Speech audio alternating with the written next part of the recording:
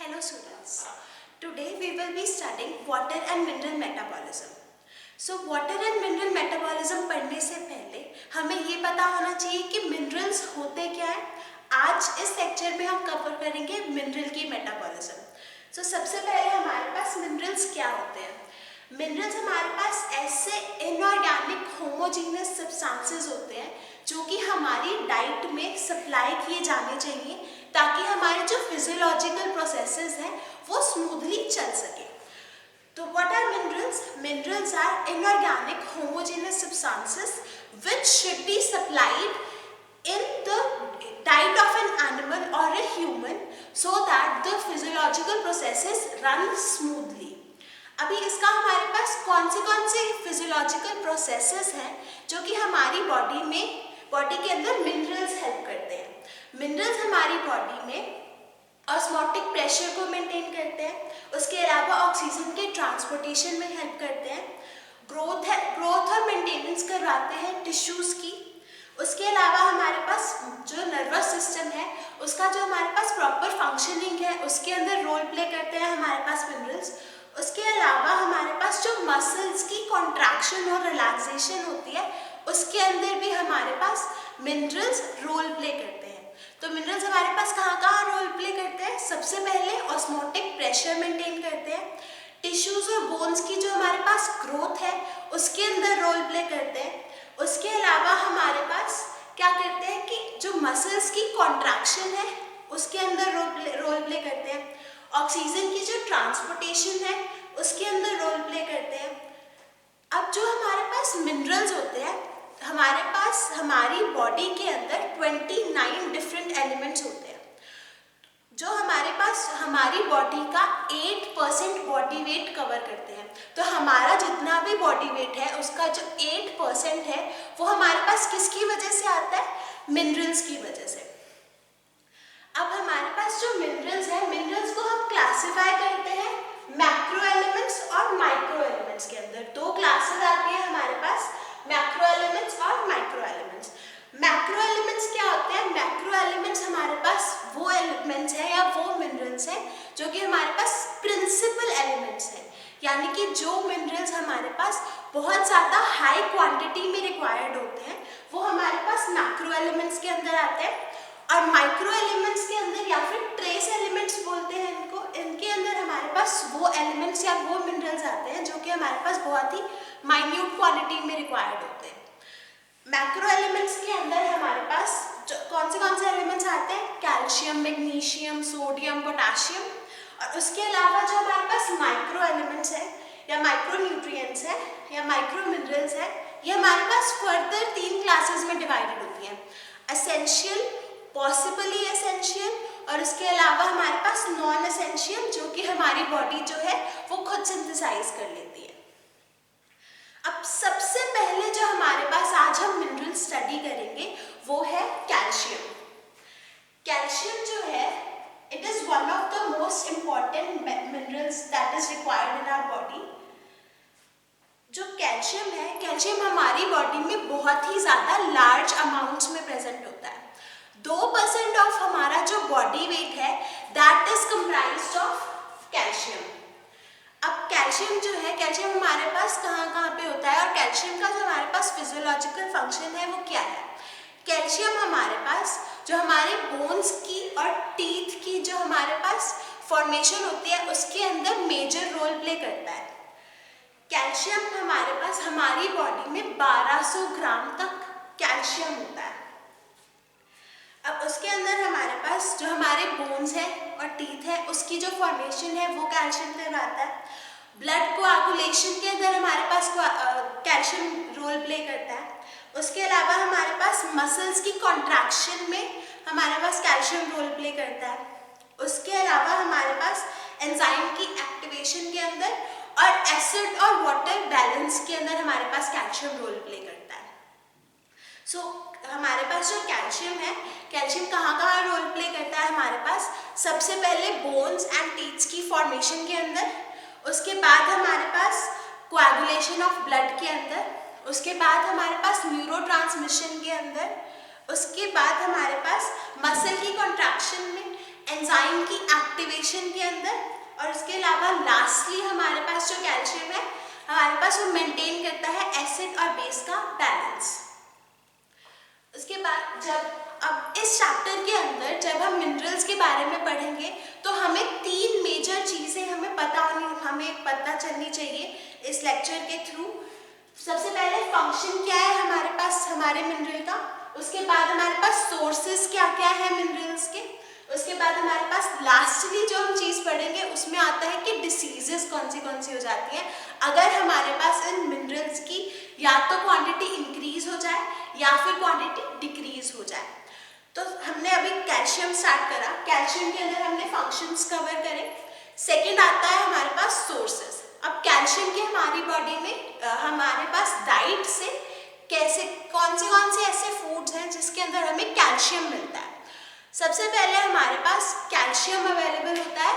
Major source जो है calcium का वो है मिल्क। उसके अलावा जितने भी मिल्क प्रोडक्ट्स हैं, कर्ड है, चीज़ है और हमारे पास बटर मिल्क है, तो इसके अंदर हमारे पास कैल्शियम अवेलेबल होता है। उसके अलावा हमारे पास कैल्शियम वेजिटेबल्स, कुछ ऐसी वेजिटेबल्स हैं जिनके अंदर हमारे पास कैल्शियम अवेलेबल होता है। अब कैल्शियम के अंदर one of the important facts जो हमारे पास आता है वो आता है कि हमारी जो 98% बॉडी का कैल्शियम होता है वो बोन्स के अंदर होता है और सिर्फ 2% जो कैल्शियम है वो हमारे पास ब्लड कैल्शियम होता है, यानी कि ब्लड के अंदर होता है। और ब्लड कैल्शियम जो है वो भी हमारे पास मेजरली प्लाज्मा के अंदर प्रेजेंट होता है। और जो ये हमारे पास 2% कैल्शियम होता है जो कि हमारे पास ब्लड के अंदर या फिर प्लाज्मा के अंदर प्रेजेंट होता है, उस कैल्शियम को हम बोलते हैं physiological calcium. The calcium which is present in blood, specifically in the plasma, is known as physiological calcium. अब जो ये हमारे पास फिजियोलॉजिकल कैल्शियम होता है ये हमारे पास 2 फॉर्म्स में एग्जिस्ट करता है। या तो ये हमारे पास आयोनाइज्ड फॉर्म के अंदर होगा, या तो हमारे पास कैल्शियम जो है वो कैल्शियम 2 पॉजिटिव की फॉर्म में होगा जो कि हमारे पास आयोनाइज्ड होगा, या फिर हमारे पास जो कैल्शियम होता है वो बाउंड होता है, या फिर हमारे पास कॉम्प्लेक्स फॉर्म में होता है, या फिर इसको बोलते हैं अनआयोनाइज्ड कैल्शियम। तो जो ये अनआयोनाइज्ड कैल्शियम होता है इसके अंदर जो हमारे पास बाउंड कैल्शियम होता है या फिर नॉन डिफ्यूजेबल कैल्शियम जिसको बोलते हैं, वो कैल्शियम हमारे पास ब्लड के अंदर जो एसिड और बेस की हमारे पास मेंटेनेंस करवा रहा था, फंक्शंस के अंदर हमने अभी पढ़ा, वो हमारे पास कैल्शियम रोल प्ले करता है। जो हमारे पास आयोनाइज्ड कैल्शियम है और उसके अलावा जो हमारे पास कॉम्प्लेक्स जो सिट्रेट के साथ कॉम्प्लेक्स बना के कैल्शियम हमारे ब्लड प्लाज्मा के अंदर प्रेजेंट होता है, ये दोनों कैल्शियम्स हमारे पास डिफ्यूजेबल होते हैं, यानी कि ये कैल्शियम जो है ये हमारे पास डिफ्यूज हो जाते हैं बोन्स के अंदर या टीथ के अंदर, और कैल्शियम का जो हमारे पास मेंटेनेंस है या फॉर्मेशन ऑफ बोन्स है उसके अंदर रोल प्ले करते हैं। अब उसके बाद हमारे पास एक इस ब्लड कैल्शियम के रिलेटेड एक टॉपिक आता है जो कि आता है हमारे पास factors which are responsible for the maintenance of calcium. अब हमारे पास जो बॉडी के अंदर कैल्शियम है उसको कौन मेंटेन करवाता है? सबसे पहले हमारे पास एक हार्मोन आता है पैराथायरॉइड।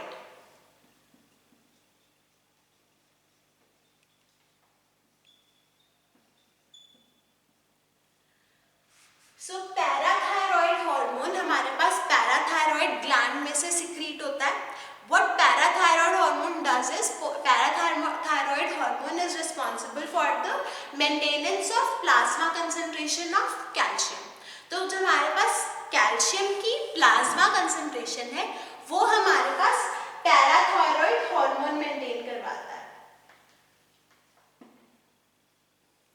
अब जो हमारे पास पैराथायरॉइड हार्मोन है, जब हमारे पास कैल्शियम का जो लेवल है वो इंक्रीज हो जाएगा तब हमारे पास पैराथायरॉइड हार्मोन रिलीज होता है। वैसे ही हमारे पास अगर कैल्शियम का जो लेवल है वो डिक्रीज हो जाए तो भी हमारे पास पैराथायरॉइड हार्मोन रिलीज होता है, और वो हमारे पास क्या कहता है further, it helps in the maintenance of plasma concentration of calcium. Second जो हमारे पास फैक्टर आता है जो कि रिस्पॉन्सिबल है हमारे पास कैल्शियम का मेंटेनेंस के लिए, दैट इज विटामिन डी।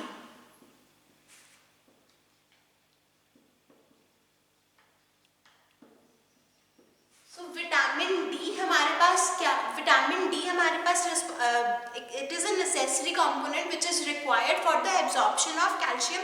तो जो हमारे पास कैल्शियम की एब्जॉर्प्शन होती है वो विटामिन डी की प्रेजेंस में होती है।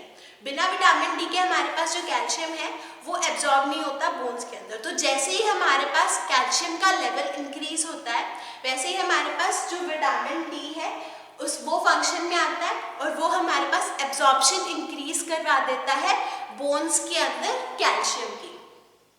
तो जैसे ही हमारे पास विटामिन डी इंक्रीज होगा हमारे पास जो इंट्रासेलुलर या फिर ब्लड कैल्शियम है उसका लेवल जो है वो डिक्रीज हो जाएगा, क्योंकि हमारे पास जो कैल्शियम है वो बोन्स के अंदर एब्जॉर्ब हो जाएगा। थर्ड फैक्टर जो हमारे पास रिस्पॉन्सिबल है कैल्शियम का लेवल मेंटेन करने के लिए वो है हमारे पास प्लाज्मा प्रोटीन्स। तो जो हमने कैल्शियम की बात करी कि कैल्शियम हमारे पास बाउंड फॉर्म में एग्जिस्ट करता है और अनबाउंड फॉर्म में एग्जिस्ट करता है। जो कैल्शियम हमारे पास बाउंड फॉर्म में एग्जिस्ट करता है वो प्लाज्मा प्रोटीन्स के अंदर प्रेजेंट होता है।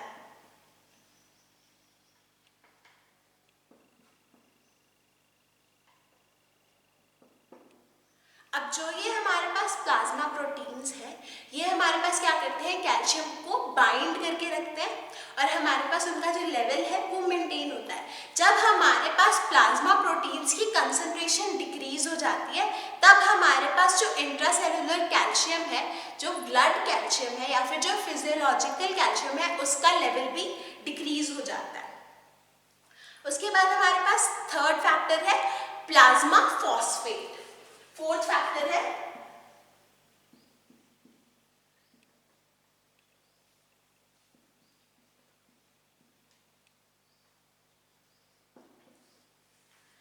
हाउ प्लाज्मा फॉस्फेट हमारे पास कैसे वर्क करता है। प्लाज्मा फॉस्फेट जो है वो हमारे पास इनडायरेक्टली प्रोपोर्शनल होता है कैल्शियम के लेवल को। तो अगर हमारे पास कैल्शियम का लेवल इंक्रीज हो जाएगा तो जो हमारे पास प्लाज्मा फॉस्फेट है उसका लेवल डिक्रीज हो जाएगा। तो जब हमारे पास कैल्शियम का जो लेवल है वो इंक्रीज हो जाता है तो अब हमारी बॉडी क्या करती है, प्लाज्मा फॉस्फेट का लेवल इंक्रीज करवा देती है, जो कि हमारे पास कैल्शियम का लेवल फर्दर डिक्रीज करवा देती है। नेक्स्ट फैक्टर जो कि हमारे पास रिस्पॉन्सिबल है that is another hormone which is calcitonin.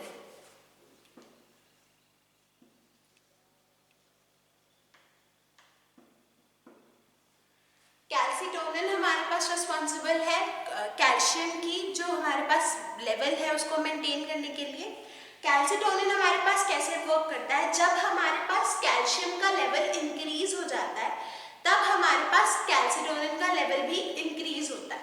और जब हमारे पास कैल्सिटोनिन का लेवल इंक्रीज होता है तो वो हमारे पास स्टिमुलेट करता है deposition of calcium on the bones. तो हमारे पास क्या होता है, अगर कैल्शियम का लेवल इंक्रीज हो जाए ब्लड के अंदर तब हमारे पास वो ट्रिगर करता है कैल्सिटोनिन का रिलीज, और कैल्सिटोनिन का जब हमारी बॉडी में सिक्रीट होता है तो कैल्सिटोनिन का जो रिलीज है वो हमारे पास रिस्पॉन्सिबल है डिपोजिशन ऑफ कैल्शियम के लिए बोन्स के ऊपर। तो हमारे पास 5 फैक्टर्स हैं, parathyroid hormone, vitamin D, plasma proteins, plasma phosphate और calcitonin. And these five factors are responsible for the maintenance of the level of calcium in our body. अब इसके बाद हमारे पास आता है diseases which are related to calcium metabolism। तो हमारे पास कौन से ऐसे diseases हैं जो कि हमारे पास which occur due to the disturbances in the level of calcium in the body। तो सबसे पहले जो हमारे पास disease आती है वो आती है टेटनी।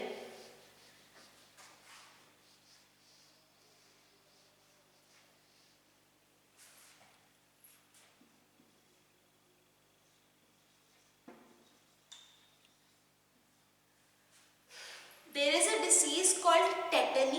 अब टेटनी के अंदर हमारे पास क्या होता है, जब हमारे पास कैल्शियम का जो लेवल है डिक्रीज हो जाता है या फिर जिसको हम बोलते हैं हाइपोकैलेसीमिया, यानी हमारे पास जब कैल्शियम का जो लेवल है या हाइपोकैलेसीमिया हो जाता है तब उन पेशेंट्स के अंदर हमारे पास टेटनी डिसीज कॉज होती है।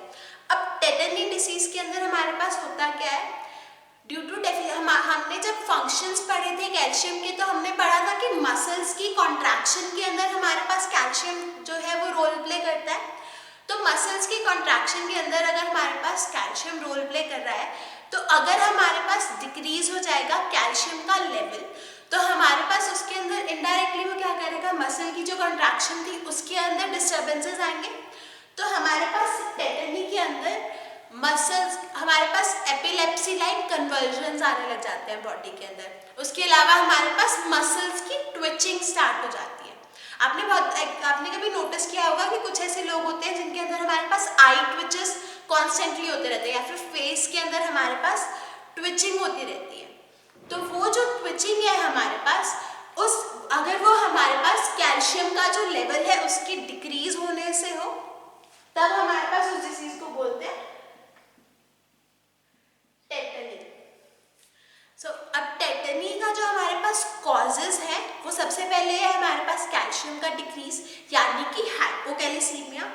उसके अलावा हमारे पास क्या होता है, अगर हाइपोपैराथायरॉयडिज्म हो जाए।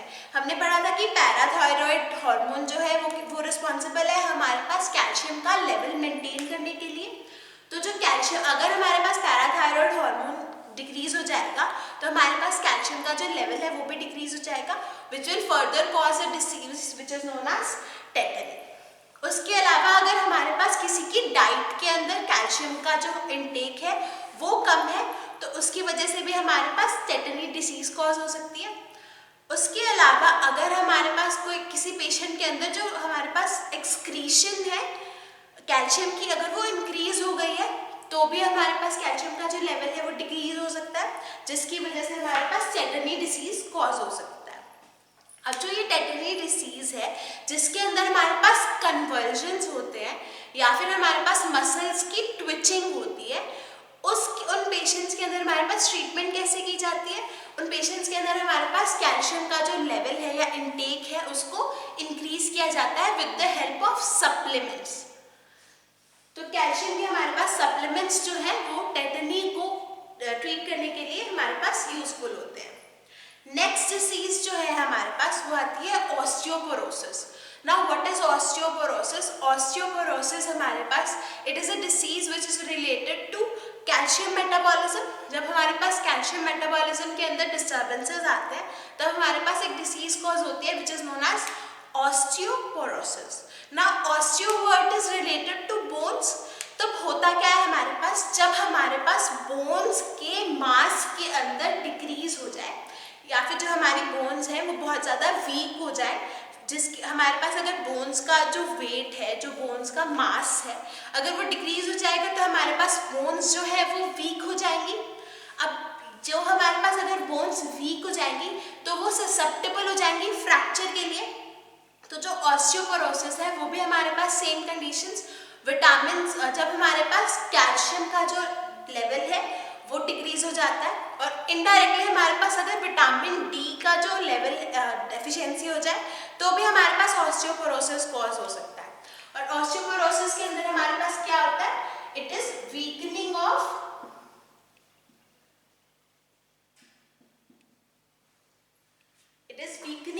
the bones which occurs due to decrease in the mass of bones। तो इसके बाद जो नेक्स्ट डिसीज हमारे पास आती है, नेक्स्ट डिसीज आती है रिकेट्स। नाउ रिकेट्स हमारे पास, जो रिकेट्स डिसीज है, rickets disease occurs due to the deficiency of calcium, one thing, and secondly it also occurs due to deficiency of vitamin D। now calcium and vitamin D both are indirectly related। तो हमारे पास जो calcium का absorption है bones के अंदर वो हमारे पास vitamin D करवाता है। तो अगर हमारे पास कैल्शियम की डिक्रीज हो जाए और या फिर हमारे पास विटामिन डी डिक्रीज हो जाए तो हमारे पास ऑस्टियोपोरोसिस, रिकेट्स जैसी डिसीजेस हो जाती है। ऑस्टियोपोरोसिस जो है ये हमारे पास अडल्ट्स में होता है, और जो हमारे पास इन्फेंट्स होते हैं या फिर चिल्ड्रन होते हैं उनके अंदर हमारे पास रिकेट्स नाम की एक डिसीज होती है। Now what happens in rickets is, rickets के अंदर हमारे पास जो फॉर्मेशन होती है बोन्स की वो डिफेक्टिव होती है। अब बोन्स की जो हमारे पास जो फॉर्मेशन डिफेक्टिव होगी उसके अंदर हमारे पास क्या आता है, जो पेशेंट की लेग्स होती हैं वो बोर शेप्ड हो जाती हैं। जब बोर शेप्ड लेग्स हो जाती हैं हमारे पास, कुछ ऐसी हमारे पास लेग्स हो जाती है बोर शेप्ड, तो उसके अंदर हमारे पास क्या होता है, पेशेंट को हमारे पास वो किसकी वजह से होता है, विटामिन डी या कैल्शियम की डेफिशिएंसी की वजह से। उसके अलावा हमारे पास रिकेट्स, जो जब हमारे पास पिजन चेस्ट हो जाती है, जब हमारे पास फॉर्मेशन डिफेक्टिव हो बोन्स की, तब उस डिसीज को हम क्या बोलते हैं, rickets. Now rickets occur due to हमारे पास deficiency of calcium and it can be treated with the help of supplements of vitamin D and calcium. Last disease जो हमारे पास कॉज होती है ड्यू टू कैल्शियम मेटाबॉलिज्म के अंदर defects के कारण, उसके अंदर हमारे पास लास्ट डिसीज आती है ऑस्टियोमेलेशिया। ना ऑस्टियोमेलेशिया क्या होता है,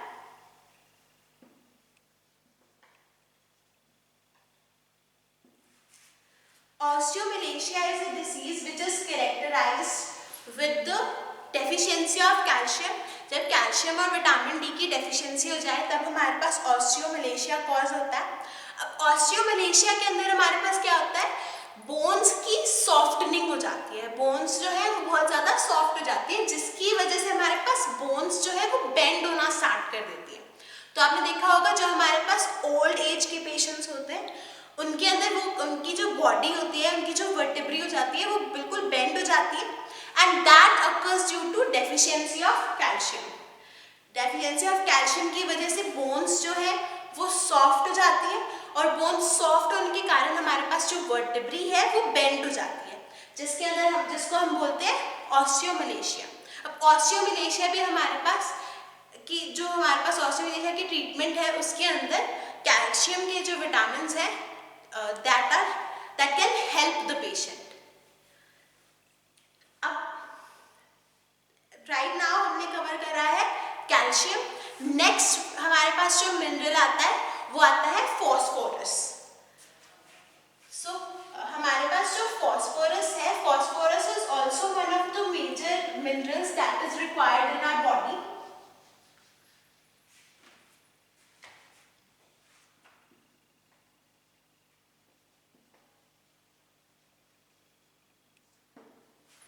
अब जो फॉस्फोरस है, फॉस्फोरस हमारे पास बॉडी में फॉस्फोरस की क्या क्या फंक्शंस हैं, तो फॉस्फोरस हमारे पास रिस्पॉन्सिबल होता है न्यूक्लिक एसिड की फॉर्मेशन के लिए, फॉस्फोलिपिड्स की फॉर्मेशन के लिए, फॉस्फोप्रोटीन्स की फॉर्मेशन के लिए हमारे पास क्या नेसेसरी है, फॉस्फोरस।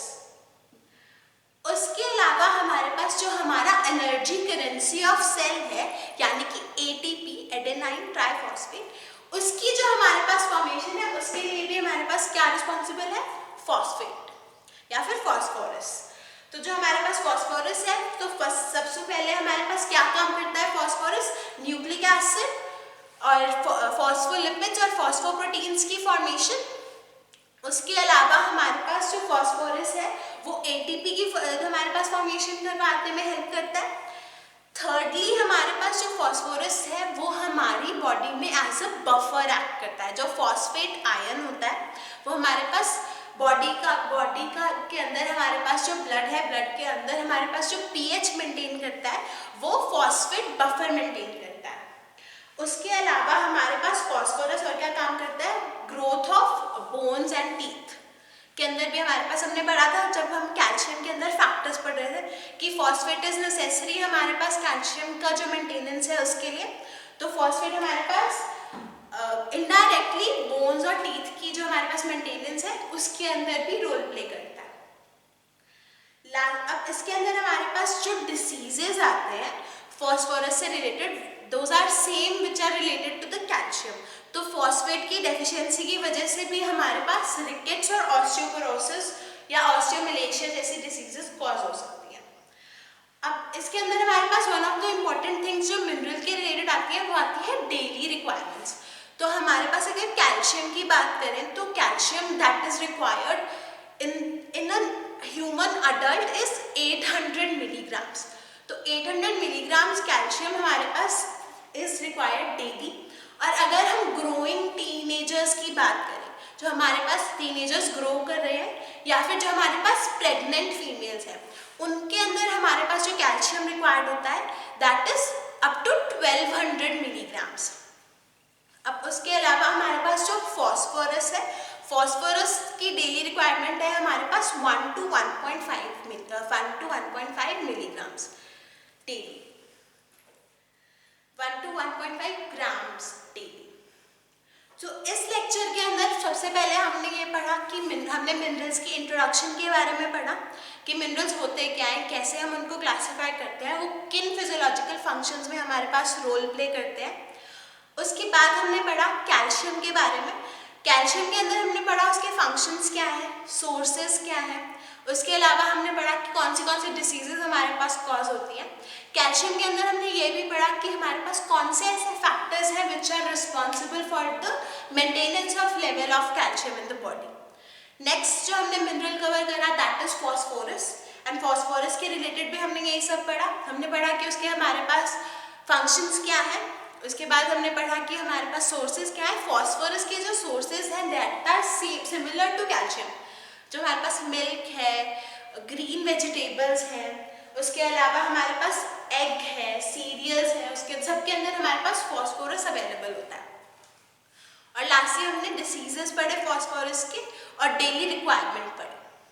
नेक्स्ट लेक्चर में हम पढ़ेंगे बाकी जो हमारे पास मिनरल्स हैं जो जिनका बॉडी में हमारे पास रोल है उनके बारे में। Thank you.